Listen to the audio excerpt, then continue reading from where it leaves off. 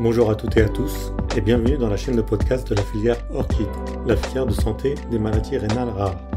Cette série de podcasts est dédiée au protocole de diagnostic et de soins, ou PNDS, sur le syndrome de Bartter, une maladie rare mais importante à connaître pour les médecins, les patients et leurs familles.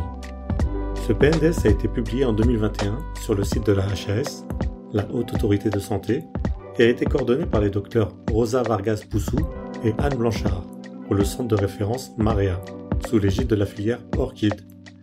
Aujourd'hui, nous retrouvons le docteur Emery, néphropédiatre, pour parler des situations particulières, des risques à anticiper et des ressources utiles pour les patients et leurs proches. Bonjour docteur. Bonjour Tariq, bonjour à tous. C'est un plaisir de clôturer cette série avec vous. On commence par une question sensible. Que se passe-t-il lorsqu'une femme atteinte du syndrome de Bartter est enceinte ? C'est effectivement une situation spécifique qui nécessite une prise en charge coordonnée.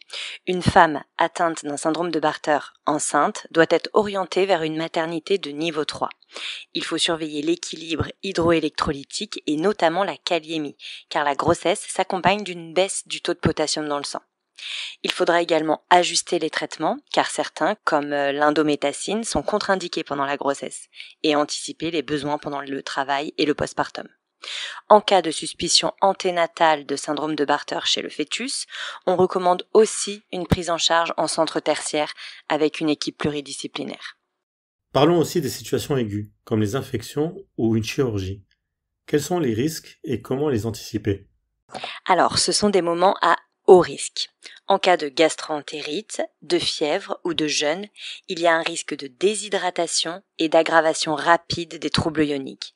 Il faut être extrêmement réactif, arrêter transitoirement certains traitements comme l'indométacine et assurer une perfusion adaptée en concertation avec l'équipe de néphrologie. Les patients doivent toujours avoir une carte ORCID avec les coordonnées de leur médecin référent et les équipes de soins doivent être informées de cette pathologie rare et de ses implications. Et sur le long terme, quels sont les risques à surveiller ? Le principal risque, c'est la progression vers une maladie rénale chronique, notamment dans les formes les plus sévères. Il faut surveiller le débit de filtration glomérulaire, la protéinurie, la présence de kystes ou de néphrocalcinose.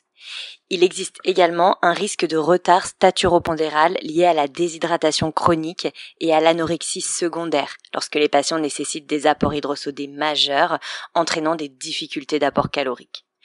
Une atteinte de l'audition est également possible dans certaines formes génétiques et doit être prise en charge précocement.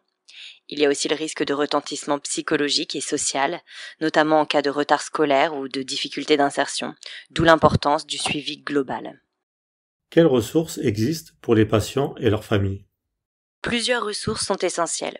Tout d'abord, la filière ORCID qui coordonne les centres de référence et de compétences en maladies rénales rares. Leur site internet fournit des informations claires et des contacts utiles. Il y a aussi des associations de patients qui jouent un rôle clé de soutien, de défense des droits et de lien social. On peut notamment citer l'association Gittelbart. Et enfin, des dispositifs comme l'ALD, l'affection de longue durée, les PPS, les programmes personnalités de scolarité, ou encore les aides pour les accompagnements scolaires, et ils permettent d'adapter la vie quotidienne à la maladie. Merci infiniment Dr Emery pour cet échange et pour l'ensemble des épisodes. Un dernier mot pour conclure cette série ? Oui, le syndrome de Bartter est une maladie rare mais aujourd'hui bien connue. Avec un diagnostic précoce, une prise en charge adaptée et un bon accompagnement, les patients peuvent grandir, étudier, travailler et vivre pleinement. L'information, la solidarité et la coordination médicale sont nos meilleurs outils. Merci encore et merci à tous de nous avoir suivis. Vous pouvez retrouver tous les épisodes de cette série sur votre plateforme de podcast préférée. Je vous rappelle que le PNDS sur le syndrome de Bartter est disponible sur le site de la HAS ou bien sur le site de la filière ORCID. Prenez soin de vous et à très bientôt.